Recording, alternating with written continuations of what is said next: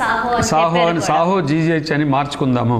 ఎందుకంటే ఇక్కడ అన్నీ ఉన్నాయి, గవర్నమెంట్ చక్కగా అన్ని వనరులు ఇస్తుంది, ఇక్కడ అన్ని పోస్టులు ఫిల్ అయి ఉన్నాయి, నర్సింగ్ స్టాఫ్ ఉన్నారు, డాక్టర్స్ ఉన్నారు, ఈవెన్ ఎఫ్ఎన్ఓస్ ఎంఎన్ఓస్ కొంత తక్కువ ఉన్నారు. అది రొటీన్గా జరిగేదే ఇక్కడ. అంటే వాళ్ళని ఫిల్ చేస్తూ శానిటరీ వర్కర్స్ ఉన్నారు, అలాగే సెక్యూరిటీ వాళ్ళు ఉన్నారు. సో ఇంతకుముందు అయితే డెఫిషియన్సీ కనిపించేది, ఇప్పుడు ఆ డెఫిషియన్సీ కనిపించట్లేదు మనకి. అయినా కూడా డెఫినెట్గా గవర్నమెంట్ సెక్టర్లో ఉండే ఎఫ్ఎన్ఓస్ ఎంఎన్ఓస్ ఉంటే బాగా వర్క్ జరుగుతుంది. వాటి కోసం డెఫినెట్గా ఫైల్ అయితే మూవ్ అయ్యింది, అవి కూడా వస్తాయి.